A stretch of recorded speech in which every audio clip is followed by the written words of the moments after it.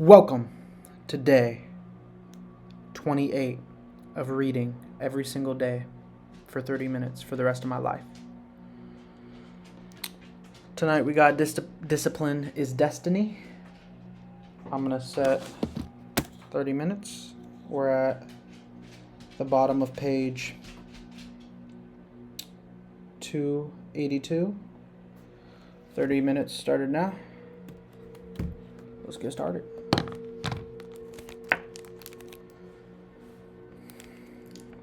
Does it have to be that way? Does being loved have to be odds with being lovely? Or can temperance, as Cicero claimed, be the fine polish on the top of a great life? Queen Elizabeth inherited the monarchy. Marcus Aurelius was selected for the purple as a boy, but it wasn't the throne that made either of them kingly, it was their behavior. They were what the ancients called first citizens, for their characters as much as their rank. As Marcus said, his aim was never to be the most powerful king, never to conquer the most territory, or build the most beautiful buildings. Instead, he was after perfection of character, to live your last day every day without frenzy or sloth or pretense. It just happens that wonderful external accomplishments like those achieved by Elizabeth and Marcus can come out of external endeavor. They are not the goal, they are byproduct. Conquering the world is almost easy after we have fully conquered ourselves. Certainly fewer people have done the latter than the former. This is what you find when you study the true masters of any profession. They don't care much about winning, about money, about fame, about most things that people that have come their way as a result of their success. Let me read that again. They don't care much about winning, about money, about fame, about most of the things that have come their way as a result of their success. Their journey has always been toward something bigger. They aren't running a race against the competition. They are in a battle with themselves. Self-discipline has never been about punishment or deprivation. It is about becoming the best that you are capable of becoming. The battle to be the best has less to do with beating others and more to do with beating down the urges, those flaws, those self-instincts that every human has. Michael Jordan has conquered his desire to quit in the famous flu game during the 1997 NBA Finals. But a greater finals moment came in 2021. Okay. When the Phoenix Suns coach Monty Williams, a man who life has not gone easy on, entered the locker room of the newly crowned champions that had just beaten his team. I just wanted to come and congratulate you guys to a man and coach. Williams told the Bucks, "You guys deserved it. I'm thankful for the experience. You guys made me a better coach. You made a better team. Congratulations." There was never enough for Pompey. Nothing scared. His endless ambition, his insane love of glory, as Poseidonus called it, would ally him with Caesar, setting in motion the destruction of the republic he once loved. He would wake up to this Faustian bargain eventually and fight valiantly to preserve Rome. But it would be too late. He would be defeated by Caesar's armies, by Palaerolus in a day, by Phasaelus in a day, losing everything that he had conquered, and then shortly thereafter losing his life as well. His last words would quote another ancient playwright, Sophocles. "Whoever makes his journey to a tyrant's court becomes his slave, although he went there a free man."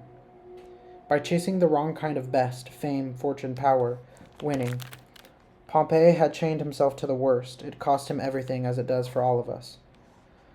When we compromise, when we relax our discipline, when we make exceptions, and we do what is expedient instead of what we know is right, history is replete with great conquerors. There are far fewer generals who were great people, talented writers, groundbreaking scientists, incredible athletes, bold entrepreneurs.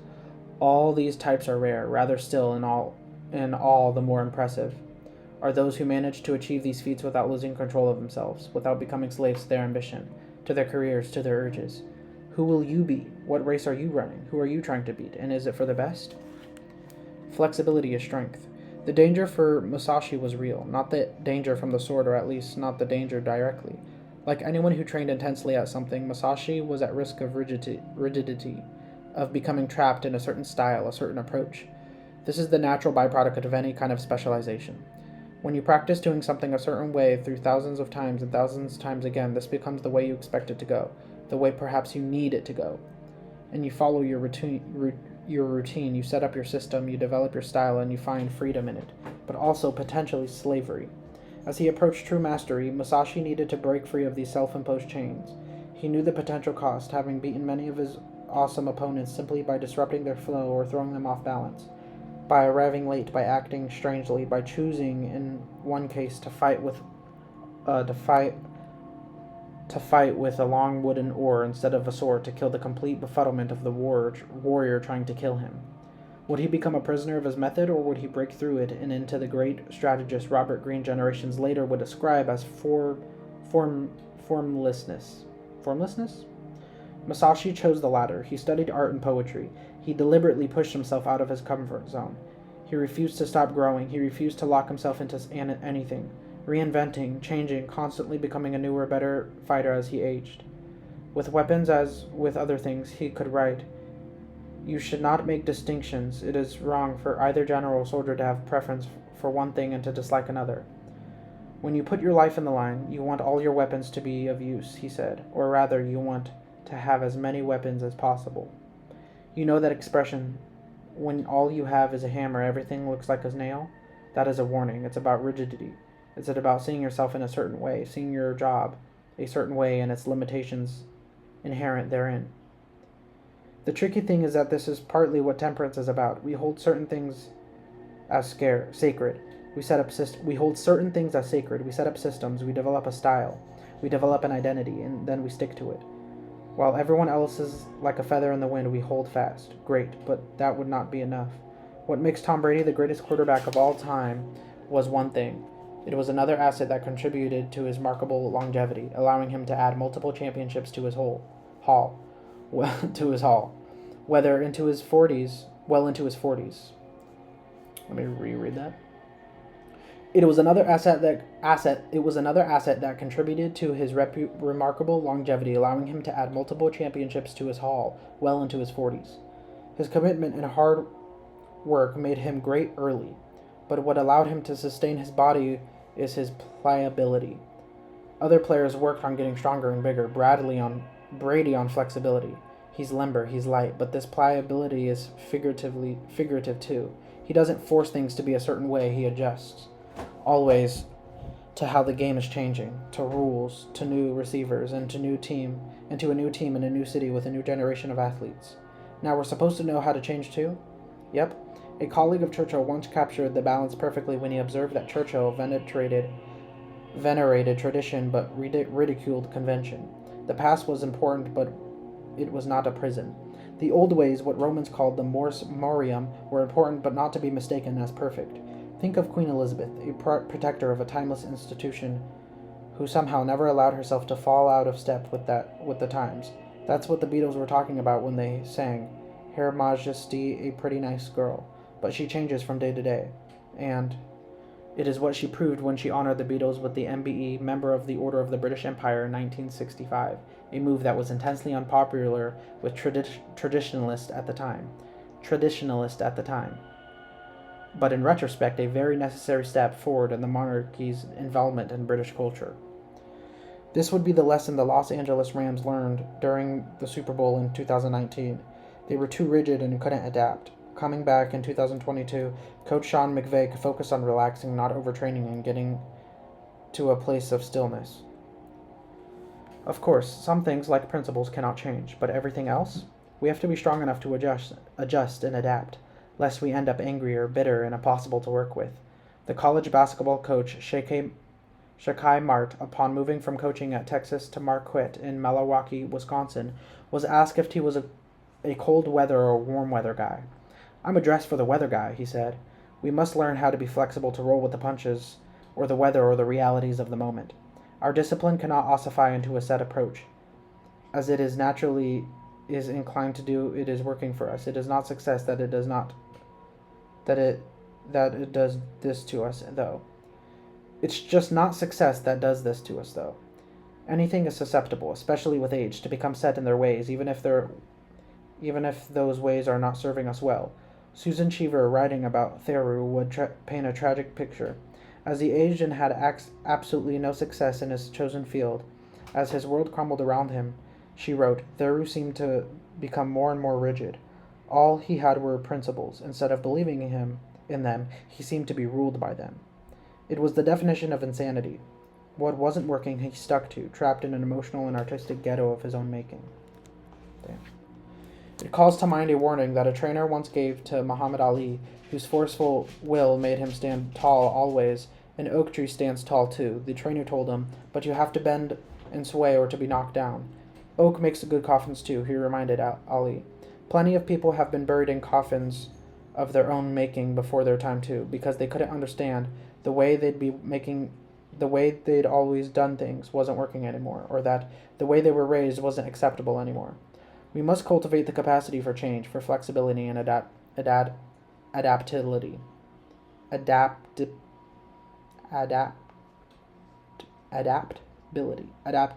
Ooh, why can't I say that? Continuously, constantly. Changing the little things day to day as the Queen did. To preserve and protect the big things. It's not always fun, it's not always easy. But what's the alternative? Dying? Self-control is not a life sentence, it is a way of living. Flexibility doesn't mean we throw out what's important, but it does mean understanding how to live and let live, how to rest comfortably in our traditions while allowing new and improved ones to be created. It also means as the world changes and our positions within it changes, adjusting, finding ways to be true to our principles that doesn't condemn us to bitterness or needless failure or being on the outside of things. Rigidity or fragility, formlessness is unbreakable. We can choose one or another. Unchanged by success. On the night the Berlin Wall fell, Angela Merkel had one beer and then went home. The crowd surged in an almost orgiastic frenzy of relief and excitement. She went to bed early. She had something she wanted to work on the following day. Even after she was elected Chancellor, a stunning rise to one of the most important offices in Europe, she continued to live in the same ordinary rent-controlled apartment that she had been living for 23 years. When she attends concerts at the Philharmonic, she sits in regular seats, which she insists on paying for, alongside the rest of the audience. She's known to chide age. She knows our laughing too hard at her jokes, and Berliners have long become accustomed to seeing the former leader of the free world shopping for her own groceries at the store. A journalist once asked Merkel if it bothered her at all after all she accomplished, that people in her hometown still referred to her as the pastor's daughter. That's who I am, she replied. No matter what changes her in life, that will remain true. The same went for Cato the Elder, who early austerity made him stand out against Rome's decadent leaders.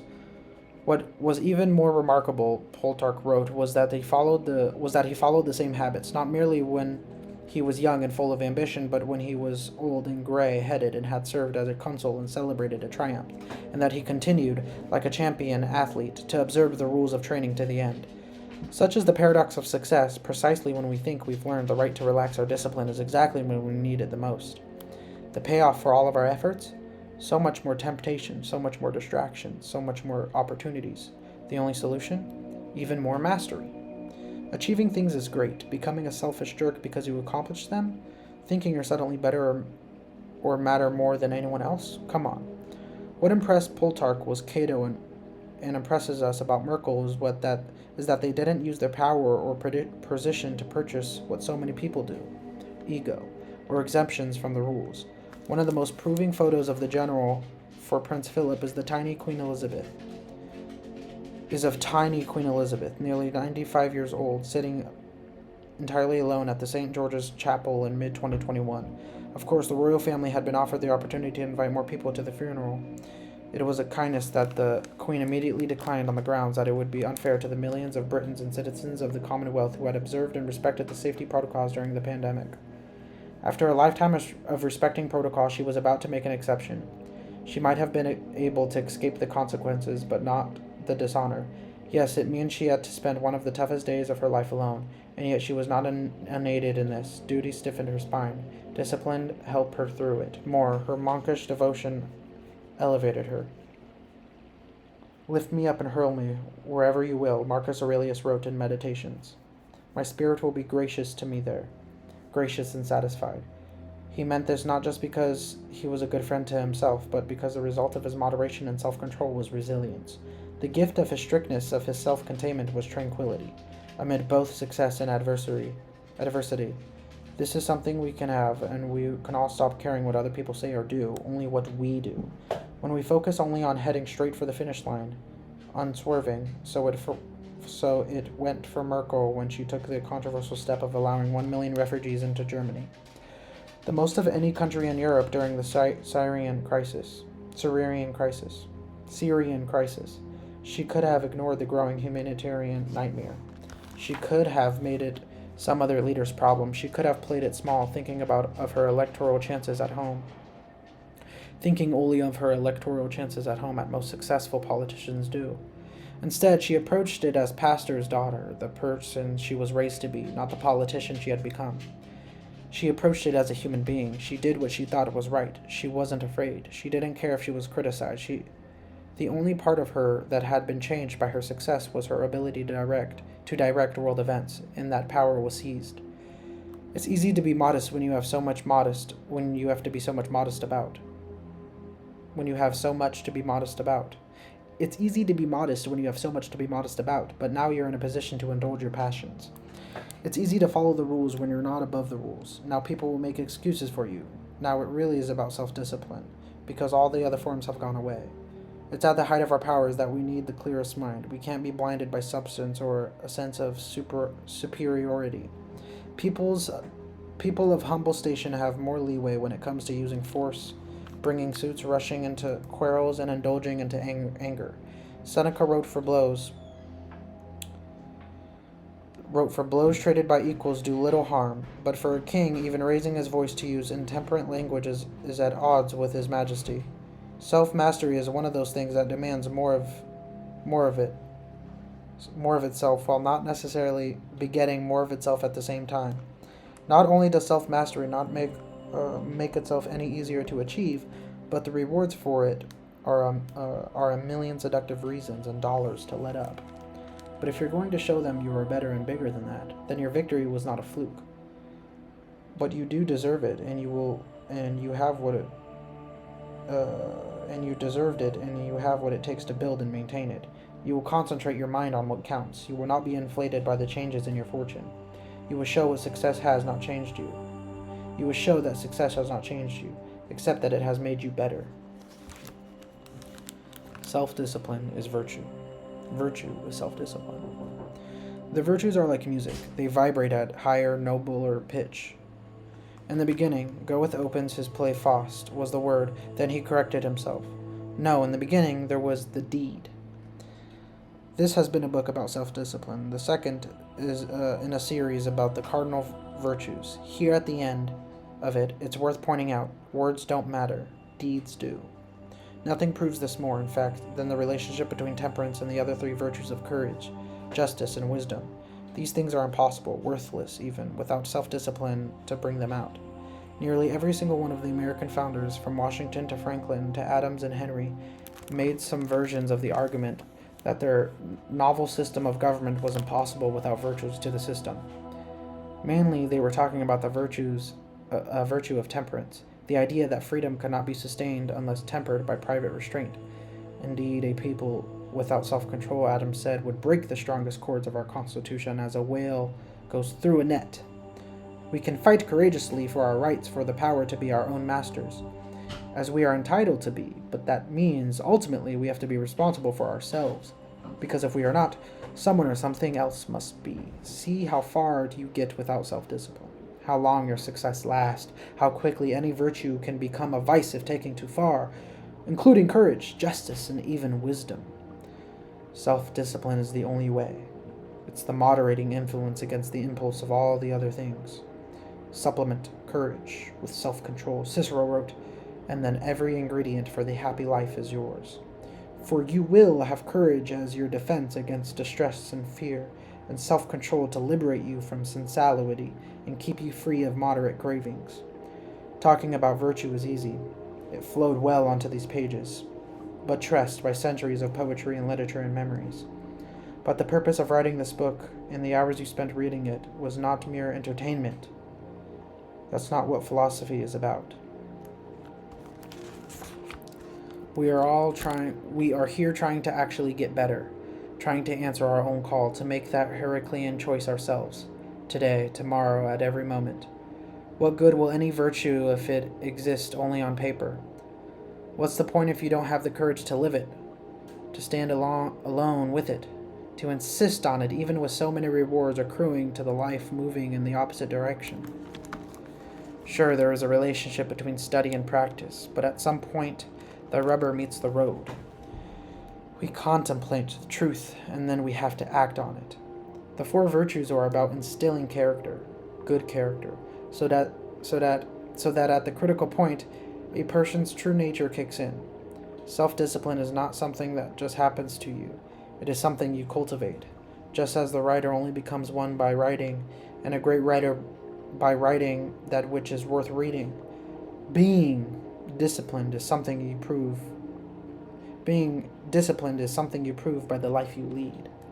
The people we have followed so far, from Louis Gehrig to Marcus Aurelius, Queen Elizabeth, George Washington, Martha Graham, Harry Truman, Joyce Carol Oates, Booker T. Washington, Floyd Patterson. They were not perfect. At times they were exhibited the exact opposite of the virtues we are studying, and they must be noted. Still, it cannot be denied that at key critical moments their character kicked in and they did something profoundly great. Not just then, for the people they helped or because they furthered, but also today for us and the inspiration their achievements provide. It wasn't their words that mattered, it was what they did because of who they were. That's where Lincoln expressed at Gettysburg. It doesn't matter what they say here, it matters what they did here. Whether Louis Gehrig, the pride of the Yankees, or Marcus Aurelius, struggling up to live to the destiny and prime examples of Antoninus or Queen Elizabeth, struggling under similar pressure some 20 centuries later, or Floyd Patterson trying to claw back his title, or Beethoven crawling back from the brink of suicide. Their self-discipline, their temperament, and their endurance calls down to us. Their virtue shines. We cannot consecrate it. It stands eternal on its own. There is only one way we can honor it, by adding to our own deeds, by picking up their unfinished work. We must continue the tradition we are now a part of, whether we know it or not. It begins by polishing our own virtue, not with virtue signaling, but with virtuous living. We can learn about the virtue all we want, but we can get to the crossroads. But when we get to the crossroads, there we will have to make a choice. We open this book with the Bible and John Steinbeck. Let us close by bringing them together in East of Eden. Steinbeck concludes that the most powerful phrase in Christianity is Tim Shell. When we read the commandments translated into English, they are rendered at just that, commandments. But Steinbeck thinks the Hebrew rendering is more accurate, not thou shalt, but thou mightest. Here is individual responsibility in the invention of conscious. He reflected to his editor as he wrote those pages, "You can if you will, but it's up to you." This little story turns out to be one of the most profound in the world. I always felt it was, but now I know it is. Whether it's from the Bible or from Hercules or East of Eden or Faust, the parable's message is the same. We have a choice. We choose between self-control and ill-discipline, virtue and vice. Self-control must be observed physically. It must be embodied mentally. It must be rendered magistrally. And when our moment comes, it's our decision what this will look like, not just once, but 1,000 times in life, not just in the past, but in the future and right now, today. What will it be? Dependence or independence? Greatness or ruin? Discipline is destiny. It decides. Will you choose it? Afterward. 2 years into writing this book, I hit a wall to meet the aggressive deadline set by my publisher. I knew that the writing would need to begin in early June, but I sat at my office looking through the piles of material that seemed almost impossible. Almost always by the time I sat down to type the first sentence of a book, I knew exactly what I was going to say on every page. Like inspiration, winging it is for amateurs. A pro has a plan, yet terrifyingly I did not have one. Of course I knew the broad scope of the book, but too much was uncertain. Structure, characters, examples of all this was beyond me, and how would I possibly make something as unsexy as temperance Interesting to the reader? I did not know. Worse, I began to question whether I would know. There was no other word than despair for what I was feeling. Doubt? One always has that. Dread? There was always a little bit of that before someone tries something difficult. This was deeper. No, this was a crisis of confidence that I had the wrong topic. I didn't have the material that in my moment had abandoned me. So there I was contemplating whether to call my publisher and ask for a delay. I was also tired, just so tired. Coming up with the idea for books is a creative pursuit. Actually, creating the book is a work of excruciating manual labor, sitting in a chair, grinding out each consecutive sentence, a process not measured in hours or days, but months and years. It's a marathon of endurance, cognitive and physical. For me, in the last decade, I have run not just a couple of these marathons, but 12 of them, back to back.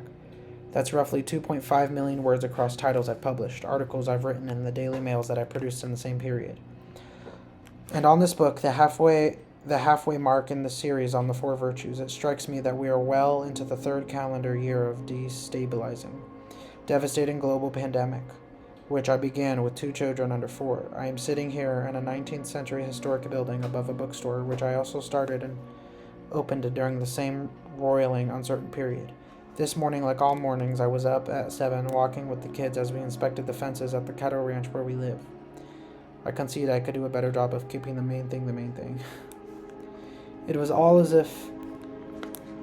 as if all of this was catching up to me when I could at least afford it. But I'm not someone inclined to believe in divine intervention, but I needed help.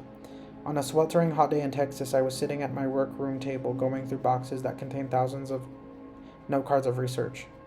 As a whole, they overwhelmed me. They contained the way that might fit together to produce a book seemed impossible to comprehend. I reached out and grabbed one. I had just 24 words scrawled in red Sharpie. When it was written, why I had written it. They had prompted me. All I know is what it said. Trust the process. Keep doing my cards. When I check them in June, if I have done my work, there will be a book there.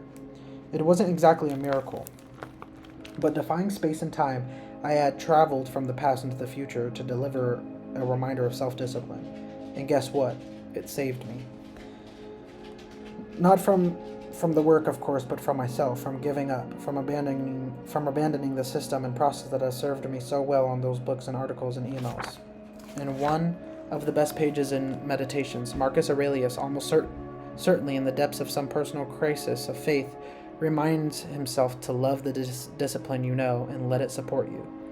That's why my note said to do, so I listened. I began showing up in the office earlier each day to work with my material. Card after card, I sorted them into tiny little pieces, looking for connections, for threads I could follow, for the key that would unlock the book. Instead of worrying, I used the calm and mild light of the philosophy I'd written about in my books. I went for long walks when I got stuck. I tried to follow my routine. I turned out distraction. I focused. I also just sat and thought. I trusted the process. I loved the discipline I knew. I let it support me. I'd love to be able to tell you that shortly after this book just clicked. But that's not how writing or life works. What actually really happens was slower, more irritative, but also in the end just as transformative. As I walked that long hallway of despair, light began to creep in. Louis Garrick stepped forward from the shadows. After nearly 4,000 pages of biographies, Queen Elizabeth entered as a portrait of temperament. One character after another slowly, painstakingly, chapter after chapter, became discernible. The book was there, as my note promised. Now I had to write it. One good thing about the pandemic is that it was a kind of forced lifestyle experiment, a chance to refine and improve my daily writing routine. As the days blurred together and previously infinite opportunities of ordinary life disappeared, all that was left was the day. All that remained were the words I had to write. I would wake early and dress the children. I'd strap them in the stroller and we'd walk out as the sun came up and my wife caught up as much needed sleep. We counted the deer longing in the fields and watched the rabbits dart across the paths. We talked and noticed things. We enjoyed one another's company, fully, completely, without interruptions. My rule has long been that I don't check my phone for the first hour in the morning. It's not just about managing screen time, but making room for moments like that, for the ideas that would magically pop up in my head, like Beethoven's Raptus. When work was the last thing I was thinking of.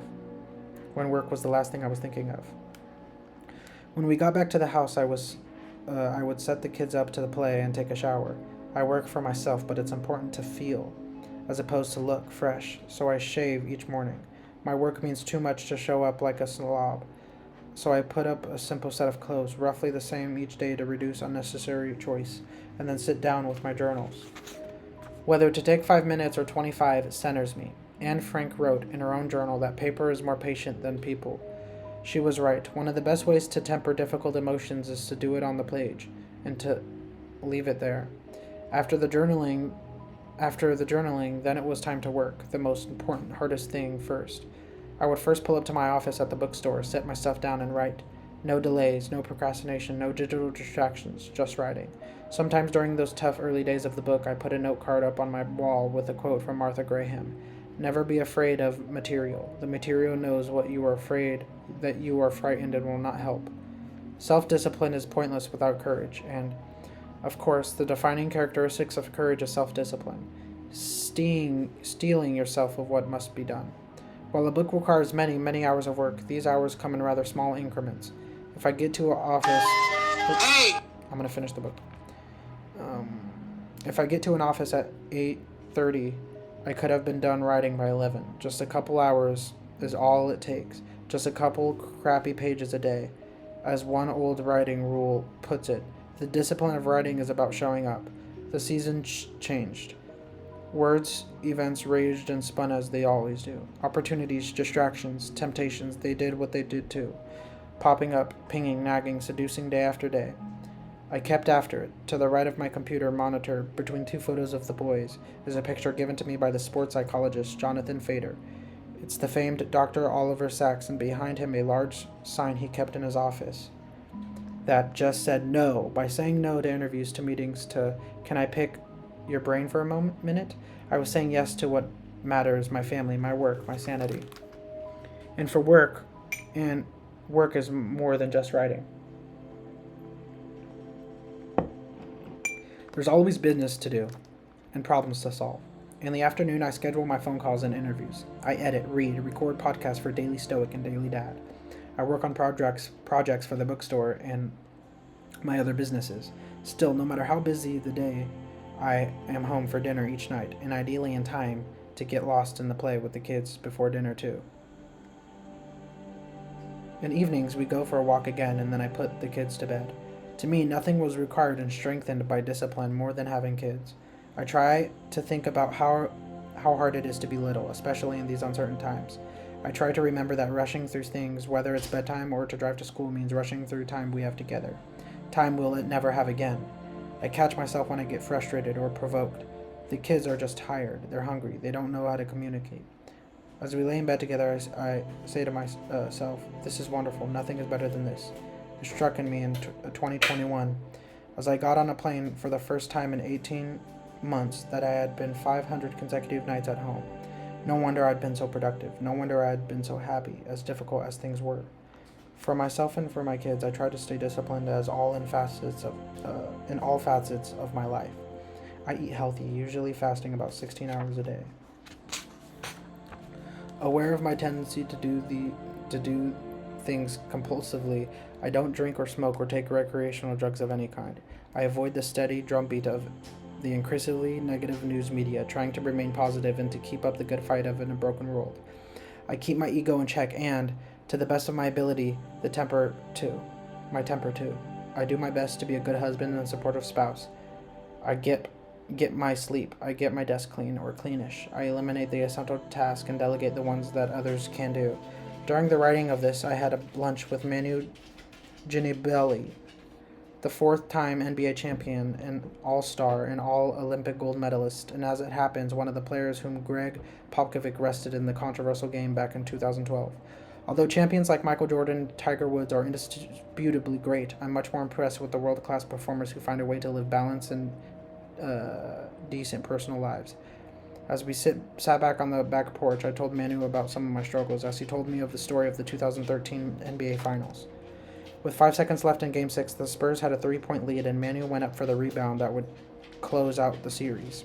He was just barely outjumped by the much taller Chris Bosh, who had passed the ball to Ray Allen, who set the game into the overtime with a clutch 3.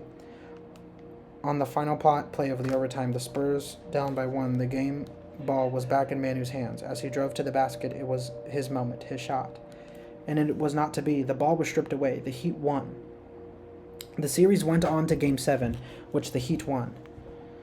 He told me that before that he'd always taken losses hard, but after that one, his house felt like a funeral. It was filled with grief and anger and pain and despair. It was like Floyd Patterson after losing the belt. He couldn't eat or think. He was miserable. There are a couple of ways to go from that: bitterness, regret, resignation. You could train harder, become more driven, take winning even more seriously. Instead, a thought struck him as he moped and ruminated. I just played it in the NBA Finals, he said to himself. How am I not having any fun? The following year, the Spurs were back. Following the devastating Game 7 loss, he and the Spurs came back to beat the Heat in the 5 games to win this North NBA championship and the team's 5th. But the biggest feat was how he changed his relationship to the game, to winning and losing. It was anger or revenge that was driving him. He was actually enjoying himself. He became more balanced, more in control of his emotions. He was more present. He had more fun. And he was a better father and a husband and teammate as a result. Manu played 5 more NBA seasons after that heartbreaking loss. 16 seasons in all, retiring as the Spurs' all-time leader in the three-pointer steals. He was 3rd in game played, 4th in assists, and 5th in points. In 2019, the Spurs retired Manu's number 20 jersey. Damn. He's now in the Hall of Fame. This, too, is what temperance is about. When we say that self-discipline saves us, part of us is what saves us from ourselves. Sometimes that's from our laziness, our weakness. Just as often it's from our ambitions, from our excesses, from our impulse to be hard on ourselves and others. It makes for us not just to be great at what we do, but best. In the fuller sense of the word, Aristotle, who wrote so much on the topic, reminded us that the point of virtue wasn't power, fame, or money or success. It was human flourishing. What is more important than that? As I struggled to write this book, I tried my best to improve in another area of my life. How my work and self-discipline manifests itself at home. Several years later, after I sold the project, my editor called my wife and part to congratulate us, but also to apologize. She knew what this meant for my wife, what it would do to me, who I became in the dark depths of writing a book. However, this book does, even if it makes a difference for a lot of people. What am I proudest of is who I was while I wrote it. There were fewer apologies necessary, even when I felt like I might not have come together. Even that moment when I felt like I might need to delay the book, I remember thinking, and? So what? Sometimes things have to be delayed. Festina Lente. As hard as a book can be to start, the end stages are the toughest. It's usually a scramble. Deadlines loom and millions problems appear. It's not always been my finest hour, but then I worked from home on the final pages of this book. My 5-year-old looked up from the art project and said, I'm sorry, you lost your job writing books, Dad. Apparently things had been much more crazy. Less crazy. My boundaries had been so much better that the time I'd been forced myself into early retirement. A less disciplined me, a younger self me, I would have been wrecked by the stress of an even less stressful book. I would have been acted out. I would have been consumed. I would have been carried home. There's no calm and mild light for me that when it came to my work. It was all ambition and drive. And when something got in the way, indomitably and aggressive, it helped me accomplish things. It also made me unhappy. It would have not served me well on this project. Worse than that, it would have made me be a hypocrite.